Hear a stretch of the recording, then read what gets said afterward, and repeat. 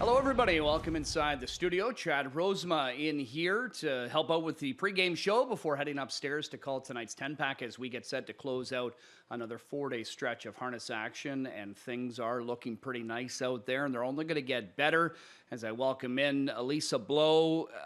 Looking ahead to this coming weekend, Elisa, if Mother Nature follows up with what she's predicting right now, I could wear shorts on Saturday. I agree. Right? I agree. The only thing is you have to think about the horses, right? So for them, they've gone from today, it's minus 16 this morning when we were at the barn, and then it's going to go to plus 14. Like, all you're really asking for is some coughs to go through the barn and maybe even some sickness too. So, that's the thing you have to think about. I was talking about it this morning at the barn where I work, and we were saying, oh man, we could put horses out without blankets on. But then a couple days later, we're going to have to jam 2 more blankets back on top of them. It's difficult for the horses. Yeah, they're no different than us either, right? We deal with that fluctuation, and it can throw our systems out of whack. But yeah, I mean, brighter days ahead, warmer days ahead, which we're really looking forward to. What we're going to notice, I think, because this time of year is when, in the coming weeks, we start seeing the qualifiers grow. Population gets more and more. We're starting to see returning horses. Some guys from Florida are going to start coming back. I know you guys will have that with the Sbreds. But locally here, I mean, we still have majority of our horses are trained in, training centers not too far from here.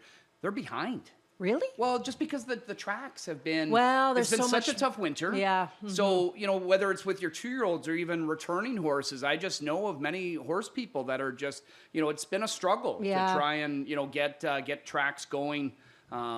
They probably missed a lot of training, because of the extreme cold. Look, I got a filly of our families that she went to Ocala for the winter, and they're in toques and winter jackets down there. Yeah. So, you always think you get a little bit ahead when you go down to Florida, and you do because you don't really miss any training. But nobody likes to go to Florida and continue to wear their winter Canadian clothing. Yeah. So, it'll be exciting to see those horses come up, and we'll get to see the return of those trainers as well, and see the 2-year-olds that they have, because it's always so fun. Nobody really knows right now just what they have in store except for the trainer, right? Yeah. They're like, oh, do I ever have a fire-breathing dragon in the barn that I'm excited to release on the racetrack? Yeah. I read just a little press release today. We have about 100 thoroughbreds on the grounds at Woodbine that have just shipped in, but we can house up to 1,700 of them, so nice. I would imagine some people will be heading home, but if you're in a warm state, you probably want to stay there a little bit longer. Sure sign of spring is ahead when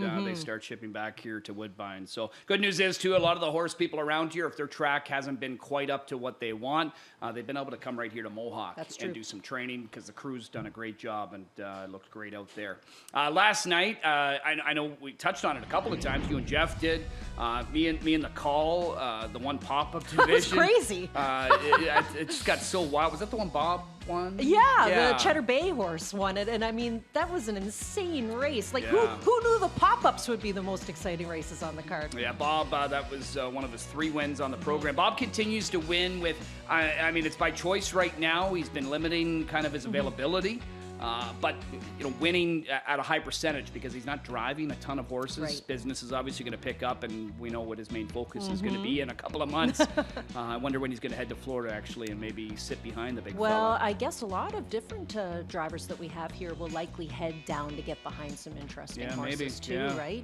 Might as well get away for a week or so. This was an interesting one last night because Wild Turkey Hanover gave Ron Waples Jr. a really big win at 36-1, and right before Randy took off for vacation, we were working together on February the 22nd, and I said to him, now what about Wild Turkey next time? He said, give him another one, right? Yeah. And then he wins at 36-1, returning $75.30. So that was the first of the upsetters on the program, but we were certainly due for a long shot. Yeah, because the night before was a lot of favorites coming through, but we got a handful of them, but none bigger than him. He was like $75, last night. And as soon as he left out of there from an outside draw, because he got away like 4th, because he had been going just to the back and shooting it up the inside. I thought, oh, you know what, this guy can, and we know he's capable. He just kind of got overlooked last night. And then the open trot, I mean, it was pretty lackluster early.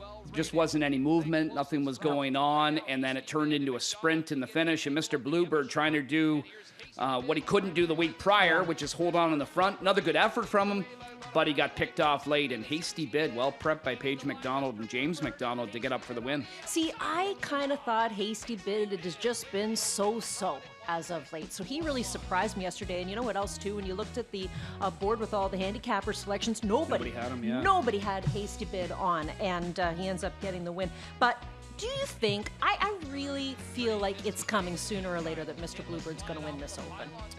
Yeah, I mean, this is the time of year for him to do it. Then it's only going to get harder. You know, I'm not saying he's not the caliber of some of the other trotters, but he's a solid, winter horse trotter.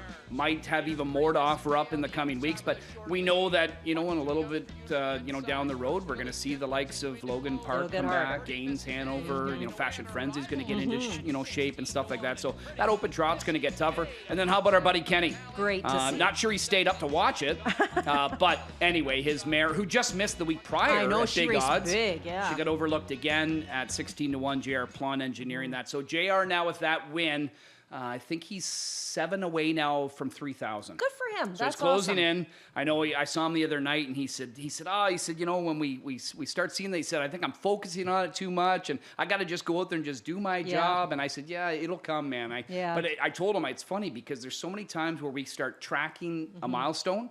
And it seemes it takes them forever. I know, but that's when we start tracking it. Yes. And we see that on both sides, right? They're 5 away, and for some of them, it can take a month before they hit it, right? Blame us, JR. Okay? Yeah.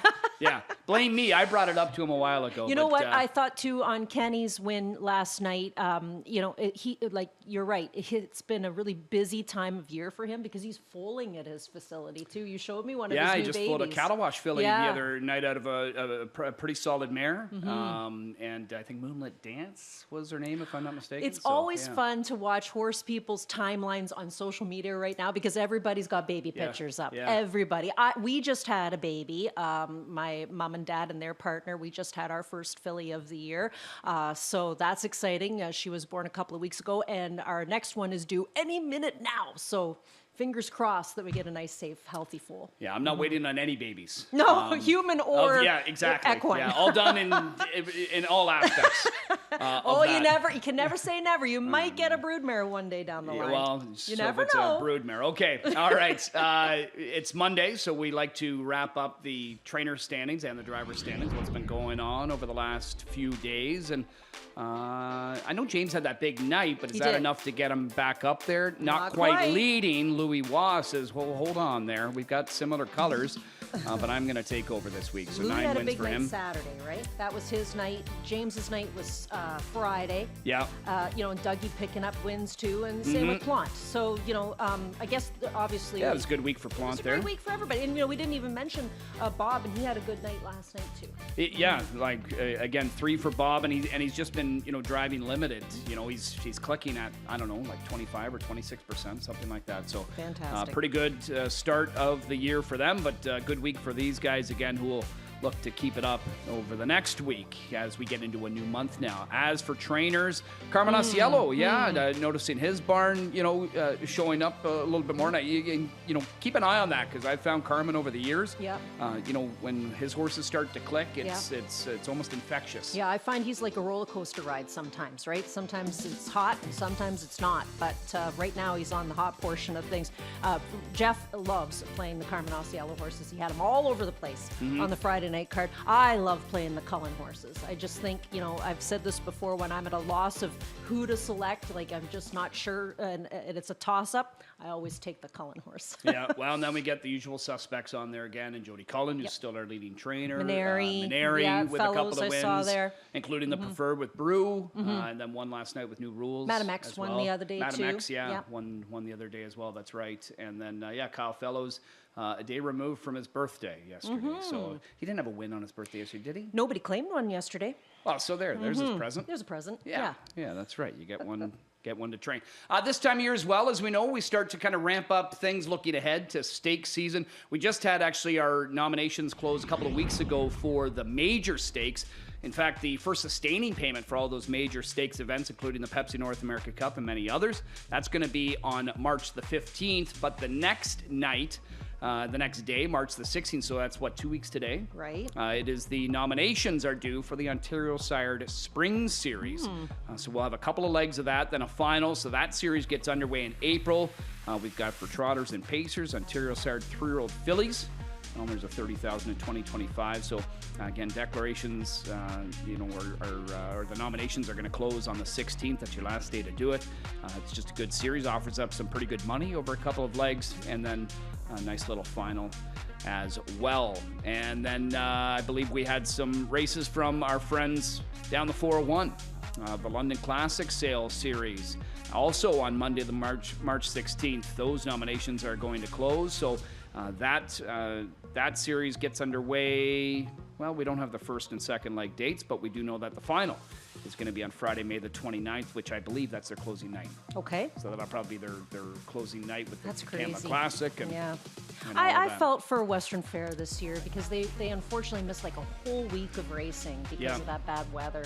And they missed amongst some other days times, too. with blizzards. They always just tend to get pounded down there. And then the funny thing is, Nathan Bain, I know, was filling in for Sugar Doyle announcing the other night, and he posted a picture of the track, and the infield was pretty much all grass. Crazy. And I thought, okay, I know they've had a rough winter, but how are they melting quicker than we are? Because, I mean, we don't see a whole lot of grass in our infield I here right now. I know. The other day it was just pure mud, and then now all of a sudden it's frozen again. Like this morning, hate to go back to this work in the morning, but I mean, anybody who's working with horses in the morning knows what I'm talking about. So everything melted, and so you get these puddles out there. And then everything froze last night, which is your worst nightmare because you're going to turn horses out in fields and you're not really too sure just where that ice is sitting. So we were out this morning with the salt, putting salt down at gates, just making sure that nobody slips. Out there too right now. Well, we've been stocking up. Oh, okay, yeah, smart. Yes. Well, we learned that lesson the hard way last year. If you want. Well, we learned it last year, and they were only allowing people to buy maybe 2 bags apiece. So we figured if everybody that boarded at the barn or everybody that's riding there was able to go and grab a couple of bags, then we'd be able to stock up, and it's worked. Hey, this Friday when Jeff's back with you, mention working in the mornings to him. Oh yeah, he's a real early bird, there is isn't he? AM, okay? Yeah, there is AM. Let him know that. Yeah. And there's after 8 o'clock too. I love it. All right. See, we always bug him when he's not here to fight his own defend battles. himself. Yeah, exactly. He's probably messaging me right now. Exactly. Anyways, You or me. let's get into this 10-pack that we've got to close out our 4-day stretch on this Monday program. Race number 1. We do have a nominators of 1 group of trotters in here. Love Sensation for Harry Poulton. James McDonald. Anthony, when James is gone, Anthony was in town, drove some of their horses as well. Love Sensation was one of them last time, and I thought she did finish up pretty well. She's opening up, getting play. I know there's a couple others that you want to focus in on, but her and then next door, Loyal Leo, a qualifier horse. Yeah. So we're going to take a look back at both of those horses, Love Sensation and Loyal Leo. For those of you who might have missed the qualifier report that we did with Chad on Friday. So let's start first with Love Sensation. And as Chad pointed out, this is a Poulton trainee. Last start out, you had Anthony here to do the driving, and now we go back to James. And this is the last trip. So this is the February the 16th race. Oh, I'm looking at the wrong TV. Okay. I gotta come in a little bit so I can actually. Oh, there you go. They got now, it up for you. They There got you it go. in There you behind go. us. Good. Okay, so we got a runner. We got a runner up front. This was a bit of a disaster. And then, monkey see, monkey do. Another one decides to do the same thing. I was a little bit worried about this gray horse causing some commotion to our 2 leaders there, especially when he's decided to kind of come back in again. We have a little bit of an excuse because of the breakers, but we still end up finishing in the 3rd place spot behind Hazel's Muscles. So, not a bad effort considering all the commotion going on in that race. And you know what? The other thing too, Chad, is, and you know as well as I do, when we're looking at young horses with just limited starts and something like that happens, it can really throw a horse's game off because they're not seasoned vets. No, yeah, and she ended up handling it pretty well last time, considering she was coming off of a break. Yeah. The start prior. Yeah, you think she might think about it too. Yeah, but the stable, they've invested in not only a lot of horses, but some well-bred ones. Yes. They've got a couple of Walners this is a Walner, that I love have been those. racing here. So could be the graduating night for her. Loyal Leo next door, he's going to make his pari-mutuel debut here tonight for the Hall of Famer, Paul McDonnell. And this is one that he's got for the Dreamville stable. So, that'll be Mike Keeling and Paula Wellwood and them. And Loyal Leo, we showed this qualifier the other night as part of the qualifier report. And,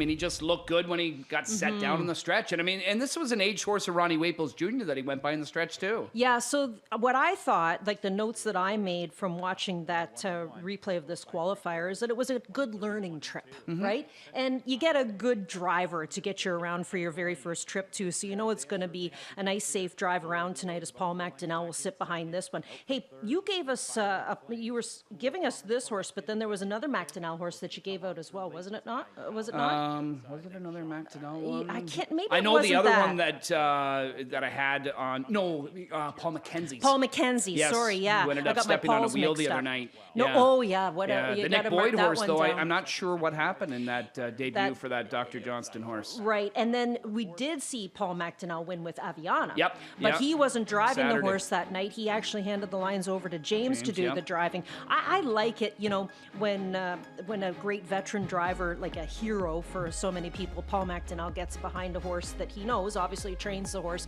for the very first lifetime trip, because all we're doing today is getting experience and good experience, and hopefully enough to win. I kind of took a look at the rest of the horses that this one's competing against here, Chad, and aside from the 6, I think the 7 has a great legit shot to win. And like I said, when I talked about it in the qualifier report on Friday, was that Paul McDonnell, I just find generally has them ready to go too, Yep, off the bat. He's not going to go to the well by any means, No. but he's got them ready and he brings them to the track tight enough to go. And when you look at 2 minutes and change, and it was a track that wasn't fast. It was good with a 2-second variant.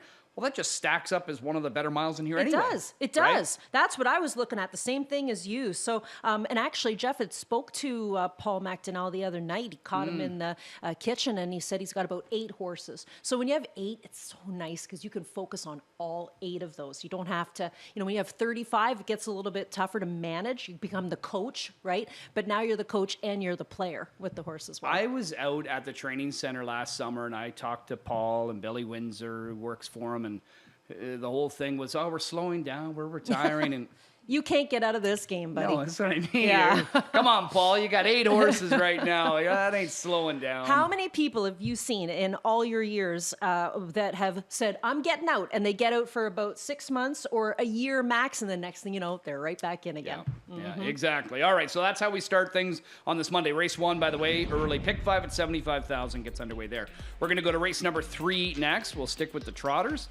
Non-winners of 2 in here for the 5 and under. We've got a mix of some boys and girls in this spot. Now, we're not going to be necessarily focusing in on anybody in particular. Southwind Manhattan, though, is one that's installed as a morning line favorite, and I think the one thing that's, to me, kind of signals, I've got her where I want her, is Matt Bax handing the lines over to James. I'm with you, buddy. With you 100%. That's my move, too. Whenever you see Matt get him ready and hand him over, I'm like, yep, that's the day to play it. Everybody seems to be in agreement there, as we all have 8s up on top. You know what's interesting is this French Money Hanover that Sandy Lawrence has. I guess the other night when she took those trotting hobbles off of this horse, she kind of popped into the studio and said to Jeff, well, it's an experiment. I don't know what's going to happen, and it resulted in a win. So obviously taking those off was able, they were able to kind of turn the form around on this mare and get a nice win. First win of the season, too. Last year she kind of struggled, just the 1 win from 24 starts, but I guess that's what she wanted, was to have those hobbles taken off. Gary Murner just recently got Angel Mistress. This was one that might have been on On-Gate.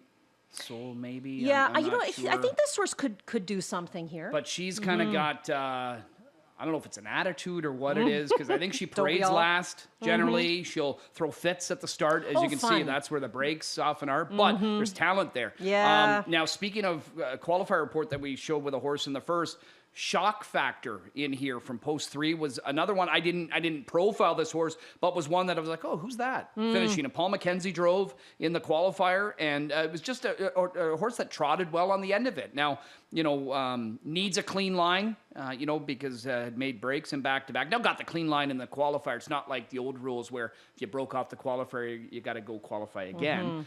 So, I mean, it's not like the pressure's on like that. But I still think they want to just make sure, let's get him around cleanly here tonight. But he showed some ability in the quali. Yeah. So there you go. I don't know what we're going to see here, but I got a funny feeling this back horse is going to be all right.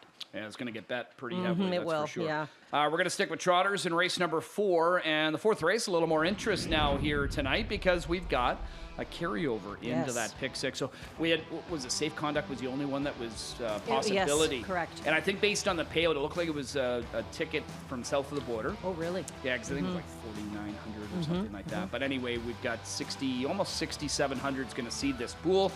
And when I see this in the past, generally that ends up triggering something like 25 to 30,000 in new money. And I'll tell you, it's not an easy pick 6 tonight either. Like, there's a couple of races that you're like, can I hit the all button in here? And this would be the one I'd be looking at. These are singles that you like? I know you're gonna have a ticket couple later. Of singles only to try and keep it cheap. Oh, okay. But if I was with some friends and we were all pooling our money together, I just can't say that here in the 4th race we have a horse that we could key. I mean, I took a look at this 6 Divine Love, who finished 3rd last start out behind French Money Hand. That was back February the 16th. This is the Forgy horse with Plant, who was the favorite last start but couldn't get it done as a favorite.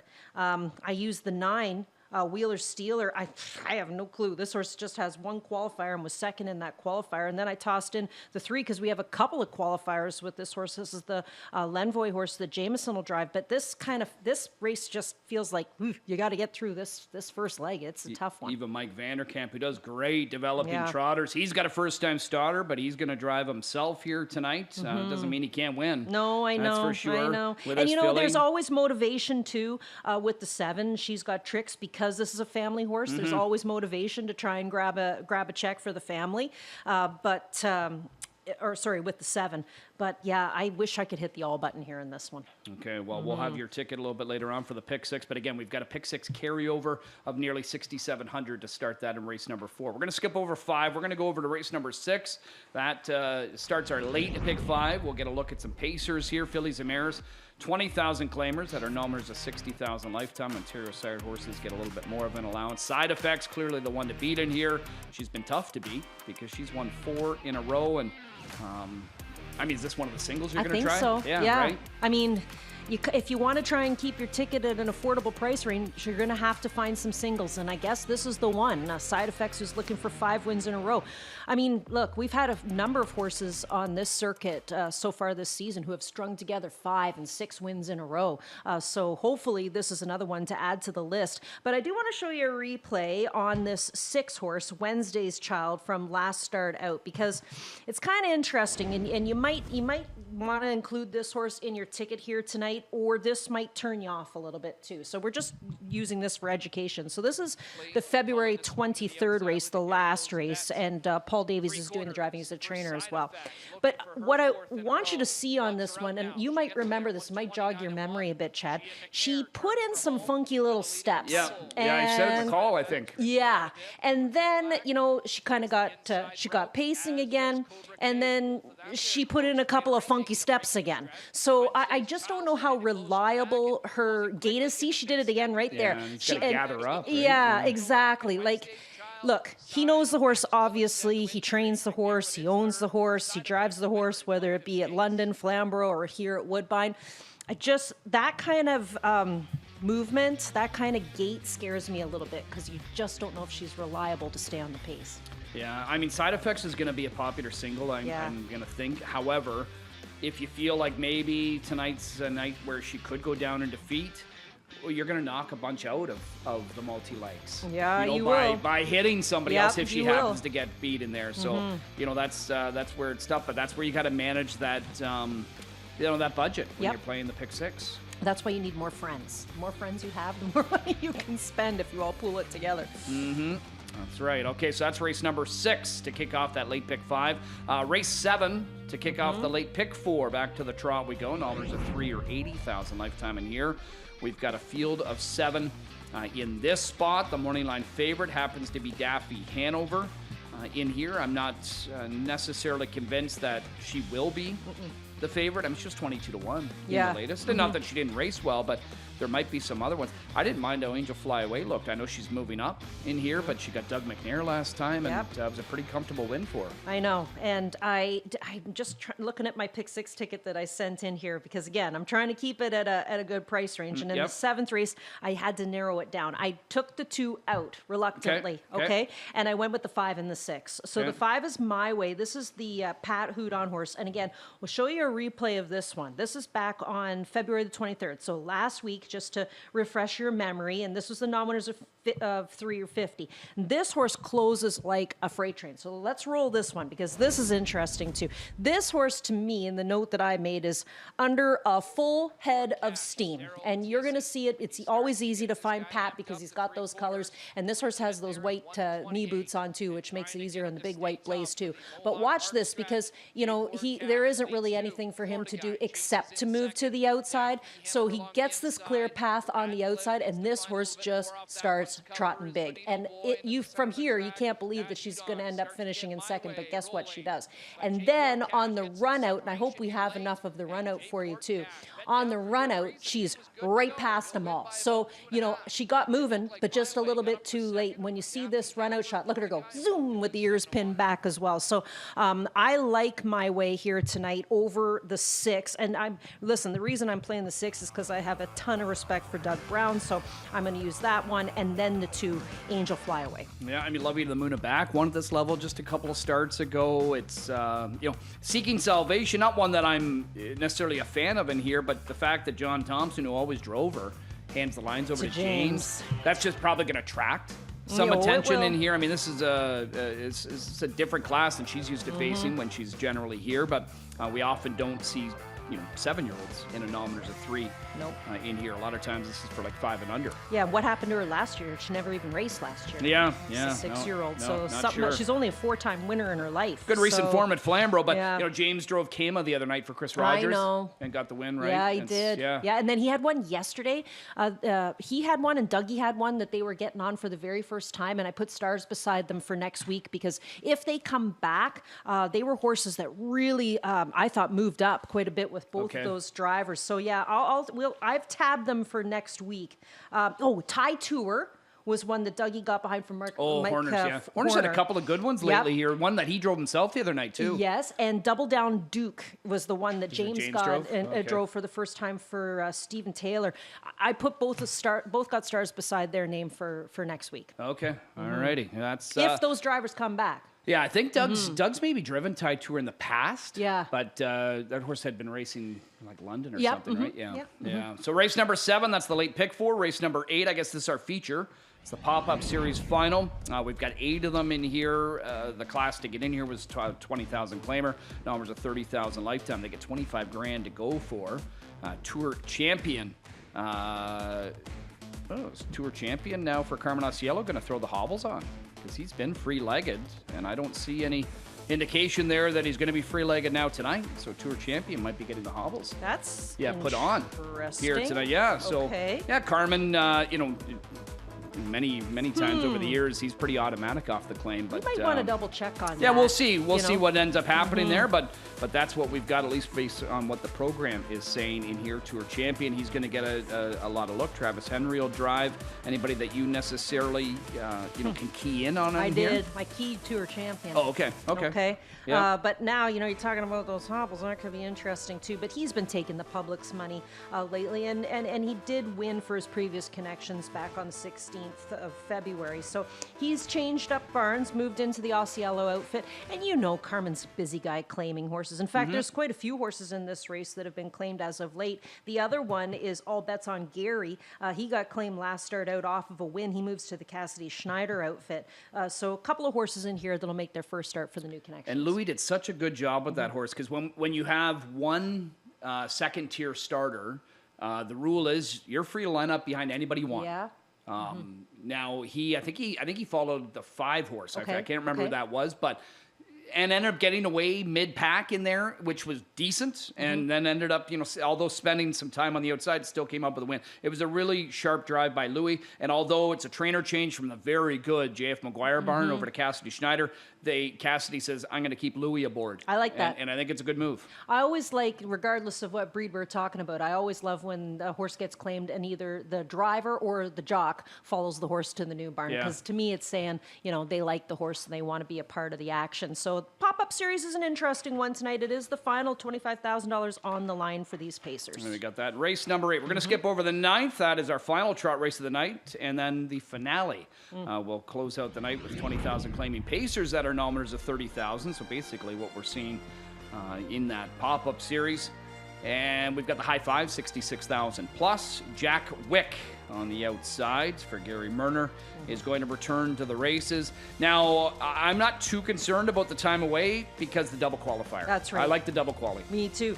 And look who he qualified against. The first time was McRory. That horse came out to win. Yeah. And then Titanic Hanover did come back to win out of this qualifier. It's just he didn't do well last night for his new Beautiful connections. Looking horse when he is. He's really neat. And like I said, Jeff, he's not a big monster of a horse either. He's just really a nice compact horse. So I went same as you with with everybody else with Jack Wick. He gets on the Lasix program here, double qualifier, hot barn, what's not to like.